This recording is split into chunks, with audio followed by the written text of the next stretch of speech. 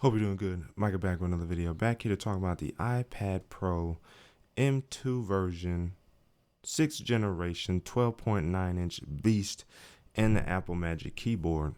And so what we're going to do is actually disconnect this from the Apple Magic Keyboard because as you guys can see, it's a little bit tough to see, and just have it over here on the side to actually talk about.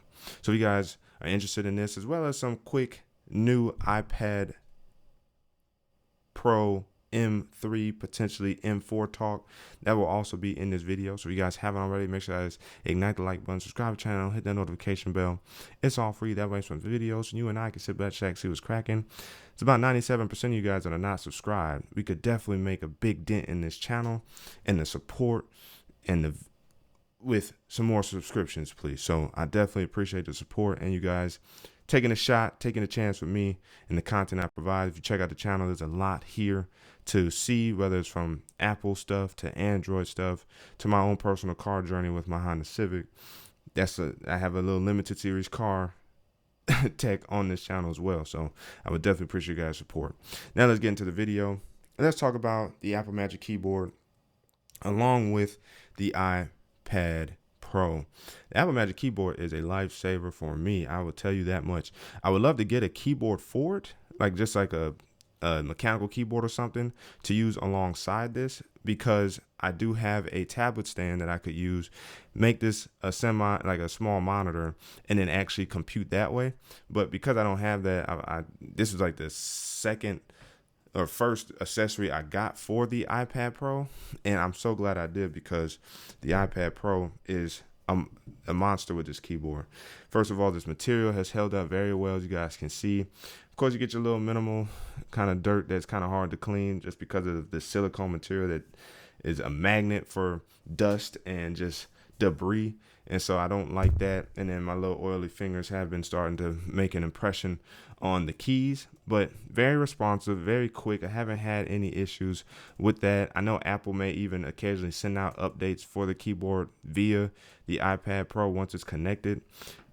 The trackpad has been great to use. Can't wait to see this improve in size, because we have all this space that could be eliminated for a bigger keyboard, maybe potentially, if not bigger keys, maybe something. But that's one of the things I've been appreciating the most, is the fact that this is reliable right here. Anytime I have to do my edits, I want to do some business computing where I'm doing more than just surfing the web, or I anticipate doing a lot of typing. I take this out of my regular tablet case and put it right on over here onto this keyboard. And I still think it's a bit overpriced, given that, especially on launch, it was like $350 for this. I got it for like $305 because I was able to price match with Amazon, and it was still like $289. So that was like after taxes, it was $305 or somewhere in that range. So I still think it's a bit overpriced, especially now that this keyboard or this iPad is nearing its end in terms of the M3s being around, or the M4s, whatever they're going to be. So they're going to be getting a new redesign on the keyboard. So it was nice to see this keyboard get cut in half in price for sure, because $350 is just kind of crazy. But you know what, but the keyboard, you're not going to go wrong having the keyboard. As you guys can see, it has many different, or potentially many different, if my doggone slide would stop moving around, angles. It does not angle that high, but as you try to tilt it upward, so keep that in mind. The three prongs still in great shape to connect to the three prongs on the back of the keyboard here. I haven't had any issues with that. And so just in terms of the keyboard, it has been a phenomenal experience using the Apple Magic Keyboard, and I'm definitely glad I bought this. This I can recommend despite its price, because this keyboard is absolutely insanely fire, and it keeps a more slimmer profile. Yes, it adds a little bit of heft, but it keeps a more slimmer profile, as opposed to grabbing like Logitech's iPad kind of keyboard variant, where it's now encased in like a housing, adds a bit of bulk, adds a bit of just extraness with it, where I just like the real smooth, clean Apple look with the Magic Keyboard. Sorry if I keep hitting my stand here. So that is a Magic Keyboard. Let's go ahead and dismiss the Magic Keyboard. So that way, I have a fly in here. We can talk about the iPad. And the iPad itself has been a complete beast. I just from a hardware perspective, I like touching my iPad because I just love the build, the fit and finish. My iPad is still going to be in amazing shape because most iPads should be, unless you take them outside, these should be in amazing shape. And now that it's been kind of encased in a case, the edges still show with the case, though, because it's magnetic. It's MagSafe based, if you will. Even though MagSafe isn't officially added with the iPads yet, just the magnetic tablet cases leave the frames, revealed. So that's the only part that's really going to get hurt. Of course, I have a screen protector on here from Paperlike. It's been tremendous. I love the slight matte finish to it, so it really adds a nice monitor-like feel to it. I love this here. I wasn't expecting to like it, but I really do. Couple little edges where it could have been better installed, but overall has been a definite plus to the iPad Pro. So from a hardware perspective, everything is still clean. All I need to do is clean a little bit of this with a microfiber cloth. Cameras are still intact, even though I don't use them. I've used them like once, and it was not great quality. So it's an iPad or a tablet. At the end of the day, what do you expect? But just from a hardware perspective, amazing. And you got that USB-C port, Thunderbolt 4, which provides great speeds, especially when transferring data from SSD or from my camera over to the iPad. Couldn't be more happier. Software wise, it has been a tremendous benefit in my workflow because it acts like a MacBook. From the perspective of the taskbar down at the bottom, you can fill it up with nearly as many apps as you need to. And then on top of that, the consistency. Now, granted, sometimes you have to close an app and reopen it, like the Files app. One thing that I like about the Files app is that it'll show you how long it'll take for your files to transfer. But sometimes it won't do that. So sometimes you'll just have to swipe it and close it and then come back into it. Sometimes you have to do that, but it's not often and it's not ultimately a big deal. But so I wouldn't consider that something that really prohibits or hinders my use with the iPad Pro, but I have noticed that with the iPad. The other thing is if I press and hold and I want to hit updates, sometimes this can take some time to load, and then upon trying to refresh for apps to update, I'm like, okay, cool, I got apps to update, and these update flawlessly, just super fast. So it's like little things that you start nitpicking when things are running so well. I do wish in terms of like Cash App or like Instagram that they did have a tablet version or a wider vertical version, because when viewing it in landscape mode, it's a very thin vertical strip for the app. You have to flip it portrait to kind of get more of the vertical strip for the app. So I hope that can be addressed later on in the future. Maybe that's a little bit more app developer specific as opposed to iPadOS 17.4.1, but it has been good.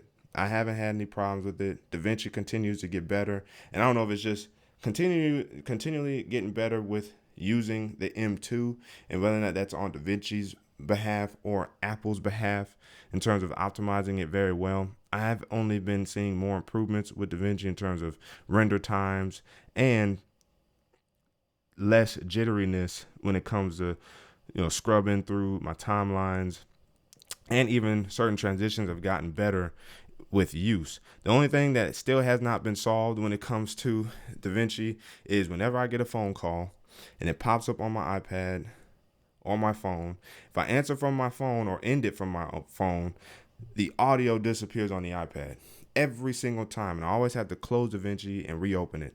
I hate having to do that. That's the only thing that still gets on my nerves when it comes to DaVinci is the audio thing. Now, the only thing I haven't tried is actually answering audio from the iPad. So if I get a phone call and answering the call from the iPad, will my audio maintain on my iPad and won't have that issue anymore while I'm editing DaVinci? I'm going to have to try that the next time that happens. And then I'll know if that, even though I still consider that a bug or a glitch, at least I'll know if I answer the call on my iPad, it won't happen. I will find out, and you'll hear that answer in the next iPad video that I cover. But from a software perspective, otherwise, it has been a joy to use, and I'm really looking forward to iPadOS 17.5 to see what that brings, especially in the light of the new iPads and these M silicone chips what does Apple have in store for us, because I'm looking forward to that. Now, granted, I may have to grab an M4.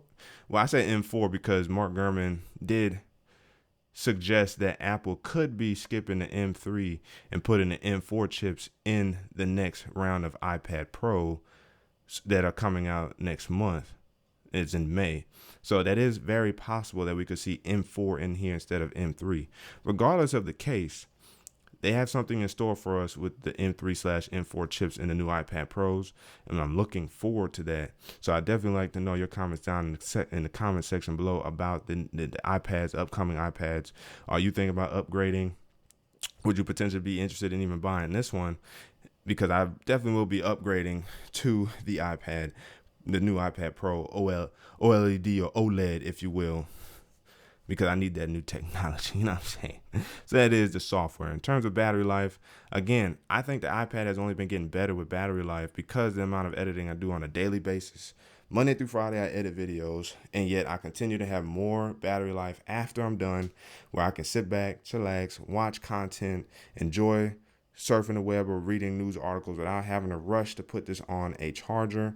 And sometimes that even includes maybe waiting till before going to sleep around 1 o'clock in the morning, waking up now closer to 9 o'clock, doing all that activity on the iPad and then putting on the charger at the end of the night. That's perfect. That's all I needed for. I needed to last me the full day of use. And when I'm finally done when I'm retiring my use of it, then it's perfect timing because it's time to put it on the charger. I like that with this iPad Pro. Battery life continues to get really well. Right now, you see it's about 99, 98%, 99%, somewhere in there, because I took it off the charger about an hour ago or so. Phenomenal device in terms of battery life, and I don't know if the battery life is supposed to get bigger with the new iPad Pros, but with OLED technology, battery life should improve because all these black spots will actually be turned off. Those LEDs will not be lit or emitting any energy because it's truly black. So that's an advantage of OLED that I'm looking forward to when it comes to the iPad Pro. And I mean, come on now. The cameras over here will move to the top side right there in landscape mode. We need that because we use this primarily in landscape mode, not vertical. So again, another welcome change to the new iPads coming out. And I couldn't be more happier. I love this iPad, which is why I'm so interested in the next iPad. Whew. It's going to be iPad season here soon, guys. Let me know down in the comment section what you guys think about the iPads, the iPad Pros, the iPad Airs. We know those are coming with a new size, 12.9 inch, and it's basically going to be these older models here because they may even have mini LED that the iPad Pros have. We'll be trickling down to the iPad Air, so that's also going to be interesting. Man, I don't know. Excited over here. The comment section is always for discussion. But again, as always, if you guys haven't already, make sure to like the like button, subscribe to the channel, hit the notification bell, so all free that for videos, so you and I can sit back, check, see what's cracking. Friend Micah signing out until the next video.